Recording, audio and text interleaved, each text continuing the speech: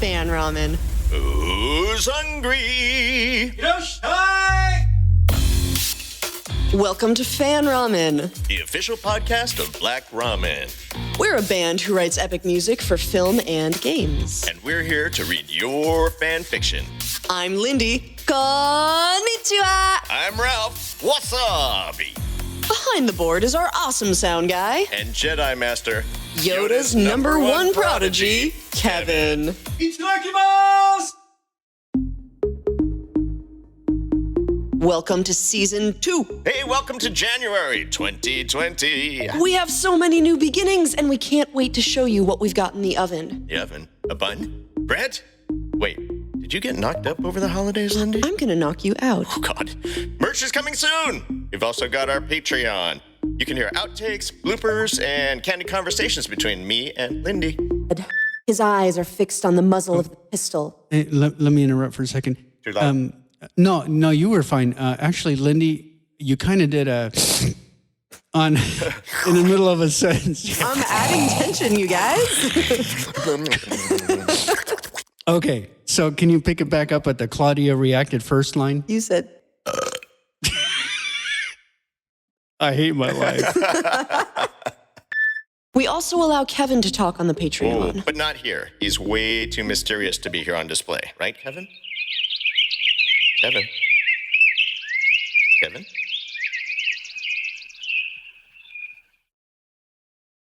Our first fic is from the dark side. Osborne wrote a fic simply called Batman Number 1. You can find this on the Amino app, or check the show notes, or check our website for a link. www.fanramen.com. Bruce sat inside the Batcave, his eyes fixated on the screen. Gotham Bank was robbed. The security guards were found dazed. Trace amounts of an incredibly potent toxin administered to the mouth. A kiss of death, but Poison Ivy's motives go far beyond monetary gain. What would she benefit from robbing a bank? Capital to secure further experimenting comes to mind. Yet still, Bruce hesitates. But regardless of that, he's needed. He rises up from his chair, pulls the cowl up, and slides it down onto his face.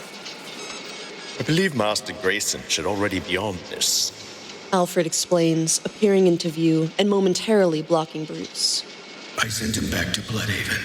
Bruce responded, his voice grisly, his mind focusing on something else far removed from the very conversation he was having. And why would you do that? He was here to help.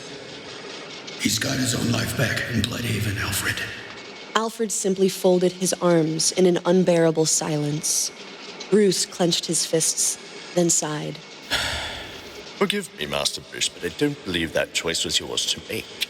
Excuse me? Bruce asks, now looking at Alfred with more than a mere annoyance.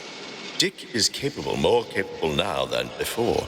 You know just as I that you need to let him help. Alfred explained.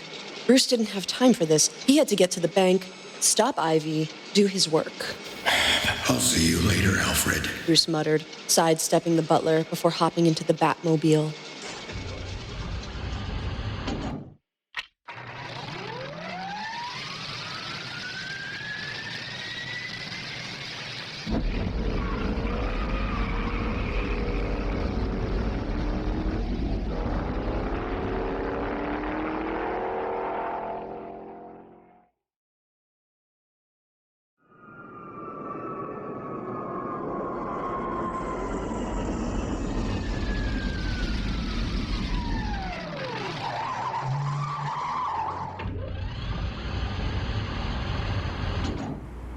He parked the Batmobile just outside of Central Gotham Bank, front and center.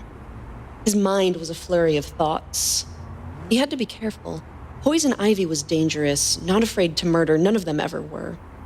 He had to keep her at bay. She was a master seductress. Her powers were dangerous and deadly. In his belt was a synthesized antidote to her pheromones, several of which he had already installed within the GCPD several years prior. The guards, while near death, would eventually be fine. He prepared to step outside when his monitor within the Batmobile began to beep. Incoming message from... Clark. Bruce simply ignored it, pressing the decline. And so he stepped out and immediately began surveying the perimeter. The doors were busted in, glass shattered. Poison Ivy was strong, but also prideful. She would more than likely have had her plant creatures break in for her. He carefully stalked forward, pressing himself against the wall. He noticed a trail of leaves leading into the building. This was more than just elaborate. This was fully intentional. A statement to be made to lure him inside. Come inside, won't you, Batman? I won't bite. Her voice was smooth like silk, but you can't let yourself fall for the song of a siren. Batman slowly stepped inside, pulling a batarang out from his belt at the ready. What do you want, Ivy? Batman growled, holding the batarang up in a defense position as he looked around the bank. No hostages in sight. Odd. No bags, no crew either. Very strange. What's it take for a girl to get your attention? Poison Ivy called out. She had fair white skin, silky ginger hair that flowed down to her shoulders. She wore a green dress decorated with a mix of both flowers and leaves. Her face was taunting, a devilish smile with her ruby red lips teasing. You need to stop, Ivy. Batman demanded. Oh, you don't even know I am here. Poison Ivy said as she stepped closer towards Bruce, stalking him. He raised the batarang up higher, gritting his teeth. You're at Gotham Central Bank, but you don't strike me as the type to need money unless you needed it for some kind of experiment. Now keep your distance, Ivy. Who do you think I am, Crane? She laughed, getting even closer, not caring for his warnings. To her, it was nothing more than an empty threat. So then you wanted my attention. Why? Batman asked, suddenly very aware of the ever-shortening distance between them. Poison Ivy placed her hand on his chest, her fingers trailing around the emblem of the suit. Would you believe me if I told you I was worried? I mean, everyone is. Have you even talked to Catwoman? Put all the money back and leave while you still can. Batman demanded, the rough anger in his voice coming out as practically a growl, to which she simply laughed again. So he looked past her. There was a wall behind them, brick white marble stone. Fancy and elegant to match appearances and bring about the illusion of high class. Hard to puncture, but not impossible. He pushed her back, and her smile faded. There was momentary confusion. This wasn't like him. Not how their encounters often went. In an ironic case, often their encounters were like that of cat and mouse. She flirted, with no real meaning, other than to prod and anger him, and he fired back. But still, this was different. This ruthlessness, this ferocity, she had a look in her eyes, a true rarity. She felt genuine fear for her life. He pushed her back into the stone marble wall, lifting her hand, pressing it to the wall. With his other hand, he plunged the sharp blade of the batarang into the palm of her hand, and in turn, into the stone brick wall. She screamed with enough ferocity to deafen a man. Blood pooled excessively from her palm, and she kicked and screamed at him. But Bruce simply trailed off. She wasn't a threat for now. GCPD could handle her, get her back to Arkham.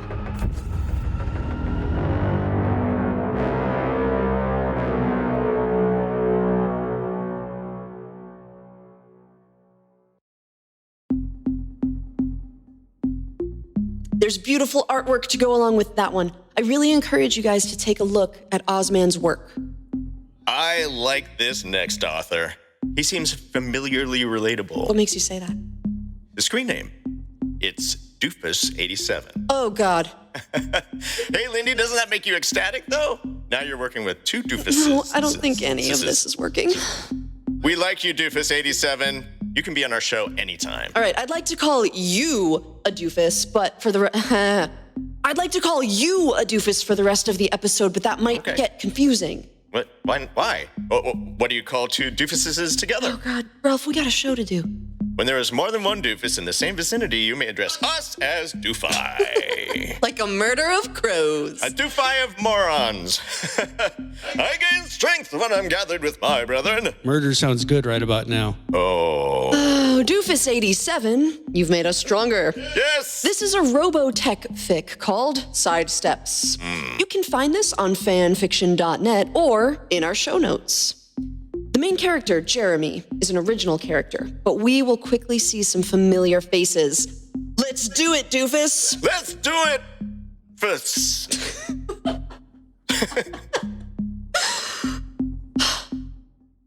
We're beginning in chapter 2 of this fic. Jeremy Samuel Daniels is leaving his house on his motorcycle when suddenly electricity surrounds him. He feels pain. Everything goes black. Jeremy comes to, his head throbbing in time with his heartbeat. He thinks. What the devil was that? As he regains his sense, every part of his body protests, feeling aflame and numb at the same time. He notes in the back of his mind, it feels much like the taser he had been shot with during training. After several moments, Daniels' brain started to pay attention to what his ears were passing along, and he stiffened as several different voices flowed in. Can we not do that again? Said one woman's voice. Captain Gloval, there's someone over here, came another voice. I wonder who he is, came a third, this one sounding more naive and innocent. Then a rough bass voice intoned, That is what I want to know, Lieutenant Porter. Claudia, Lisa, you have any idea? A pair of women, Jeremy assumed the ones the captain addressed, responded with a negatory. Jeremy groaned again as he tried to push himself up into a fully seated position, the slump he was in playing havoc on his neck. What's going on? Where am I? He said, his jacket falling open from his motion. Jeremy opened his eyes. As he shifted into a more comfortable position, one of the women, the one with dark hair, he notes, caught a flash of metal under his jacket. Swiftly recognizing the pistol, she barked out, He's got a gun! Claudia reacted first, snatching a sidearm from her thigh holster and leveling it at Jeremy, who threw his hands up. He says, Non-hostile! Non-hostile! I am not a threat! His eyes are fixed on the muzzle of the pistol, though Jeremy knows logically that it had to be a 9mm or smaller. At present, it looks like a tank cannon. Placatively, Jeremy offers, Hey, look, I'll gladly disarm if that means not getting shot. The female officer looked to Gloval, who nodded in assent. Jeremy, with an exaggerated slowness, carefully drew his 1911. Careful to keep the muzzle pointed to the deck and finger well clear of the trigger, he released the magazine, allowing it to drop to the deck. Racking the slide open, the cartridge danced across the floor. Leaning forward, Jeremy placed the sidearm on the deck and used the heel of his boot to slide the pistol and the magazine over towards the captain while keeping his hands to the surrender pose he was assuming. See, everything's all nice and ducky, right? Kim quickly collected the firearm, which allowed Jeremy to let out a quiet sigh as Claudia lowered the pistol she was aiming at his chest. Captain Gloval spoke in his thick Russian accent. So, Mr. Stowaway, would you mind showing us your face? Jeremy thought for a moment about making a funny comment, but as tense as things were, he opted for a modicum of restraint. Of course, Captain, Gloval, right? He said slowly, pulling the helmet off to reveal his scruffy beard and short crop of black hair. Trying to offer a disarming grin, the small man said, The name's Daniels. Jeremy Samuel Daniels. At your service, I reckon. What is your ID code, Mr. Daniels? Jeremy screwed up his face in confusion. My what now? The captain sighed. Your personal identification code. I would like to confirm that you are who you claim to be. Jeremy shrugged. I don't rightly got one, sir. Sammy scoffed, incredulous. You don't have one? That's impossible. Gloval shot over a quieting glance. Mr. Daniels, I find that hard to believe. Surely you have some means of allowing us to confirm your identity in our systems. Otherwise, I am afraid that we will have to presume that you are an AUL saboteur. Whoa, Captain, I ain't no saboteur, especially not one aligned with whomever the AUL is. I promise you that, on my honor as a Marine. Gloval cocked his head to one side. Marine? Jeremy nodded in the affirmative, which prompted Gloval to continue. Well, what is your serial number? Jeremy made a quiet before rattling off his serial number from memory. 342. Gloval nodded at Lisa, who entered the provided number into her terminal and waited for the record search to bear fruit.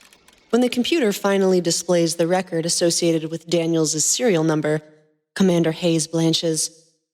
Captain, that ID number does belong to a Daniels, Jeremy Samuel. Gloval harumphs. So, the stowaway is who he claims to be. Lisa takes a sharp breath before continuing.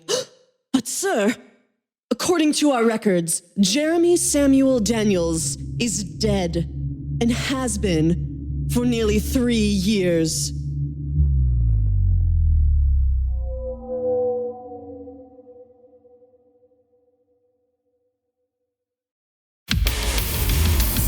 Thanks for joining us today. We hope you've discovered some new authors today. Check out our Patreon. We have outtakes, extras, and bloopers. We're accepting submissions. Email us a link to your fanfic at fanramenpodcast@gmail.com. Or submit on our website, www.fanramen.com. This is Lindy. This is Ralph. And we'll see you the next time you're hungry. The doofusist.